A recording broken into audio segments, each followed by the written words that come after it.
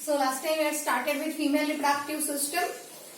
So then next, accessory glands which are associated with female reproductive system. So Bartholin's gland, these are present on either side of vaginal orifice which secrete mucus-like secretion, and these glands are homologous to Cowper's gland or bulbourethral gland of male which secrete that mucus-like secretion which helps in sexual intercourse. It brings about frictionless movement. Okay, and last time one point was remaining. Vagina opens out by vaginal orifice in vestibule, right? And it is partially covered by one mucus-like membrane known as hymen, and that hymen, it is mostly torn during first sexual intercourse, but it can be also broken by sudden fall or jolt, or athletes who are actively participating in some sports like that of cycling or horseback riding or vaginal tampon insertion also can break such a hymen. Okay, so next one is breast or mammary gland. So these are paired glands present on ventral thoracic wall, ventral thoracic wall from second to fourth ribs. Sorry, second to sixth ribs. Second to sixth ribs. So such mammary glands are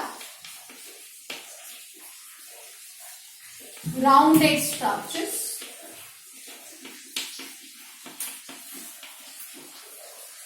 and tip of such a breast or mammary gland shows a nipple, and at the base of nipple there is circular dark brownish colored area known as areola. This breast or mammary gland is modification of sweat gland. This is modification of sweat gland. This is modification of sweat gland, and these are functional in female. Such a mammary glands are also present in male, but these are non-functional and these are only functional in female. How does the development of breast? Development of breast takes place at the time of puberty. So at the time of puberty,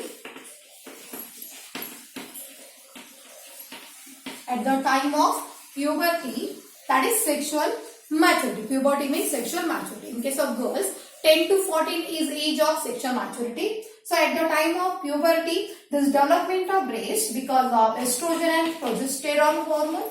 Estrogen and progesterone hormone. Then during pregnancy, there is further development of breast by LTH, that is luteotrophic hormone, or that prolactin. Okay, or it is also called as mammotrophin. So LTH, luteotrophic hormone, or prolactin or mammotrophin. So such a prolactin brings about further breast development during pregnancy. Further breast development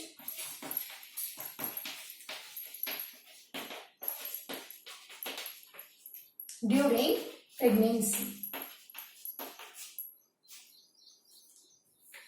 So in this way, at the time of puberty, breast development is brought about by estrogen and progesterone, and during pregnancy, further development of breast is because of prolactin hormone.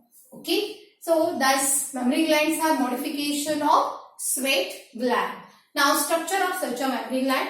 Internally, mammary gland consists of such a fat connective tissue and large number of that mammary lobes are there. Okay, so 15 to 20 mammary lobes are there. So that's as well as lactiferous ducts are there. So internally, this breast consists of fat connective tissue and that milk secreting tissue.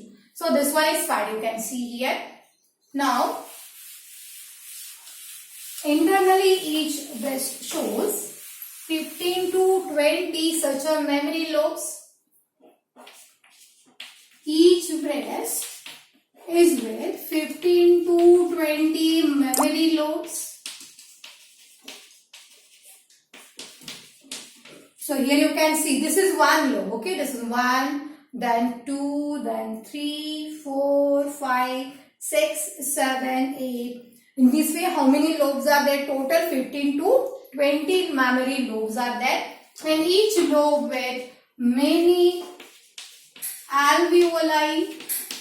So here, this one is entire mammary lobe, okay, and this one part, it is called as alveolus. Singular it is alveolus, plural it is alveoli. So this is one alveolus, that means cluster of cells which secrete milk. Alveolus is cluster of cells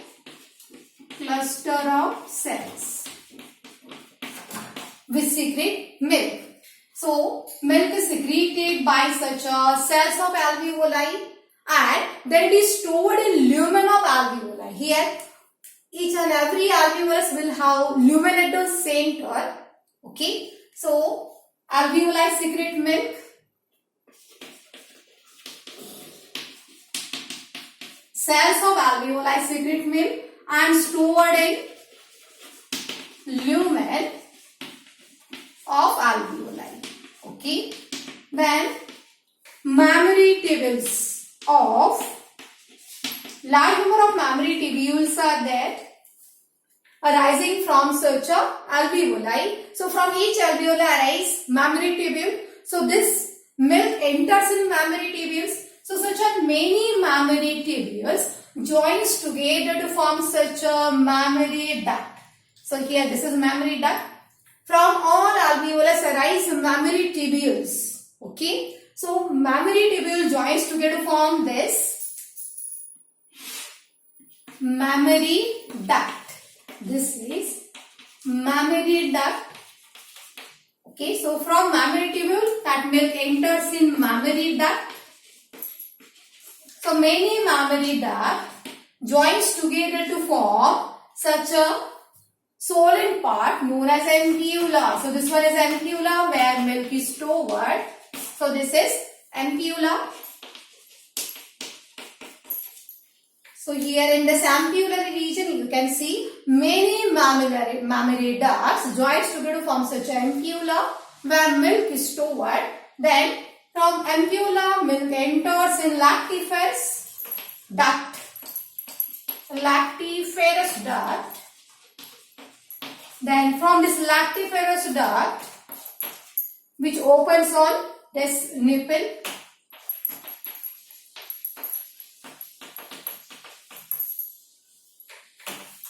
then when baby will suck this, that milk comes out through such a lactiferous duct present, or openings of this lactiferous duct are present on nipple, and then through which milk will come out. Okay, so thus one breast have 15 to 20 such mammary lobes. Then each lobe with large number of alveoli, that is cluster of cells which secrete milk. So all these cells secrete milk, and then it will enter in such mammary tubules. So alveoli cells secrete milk which is stored in lumen of alveoli.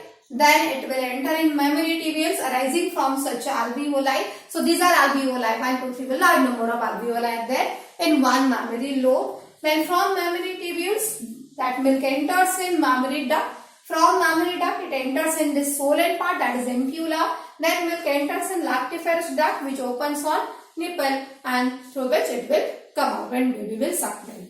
So this is about breast or mammary glands.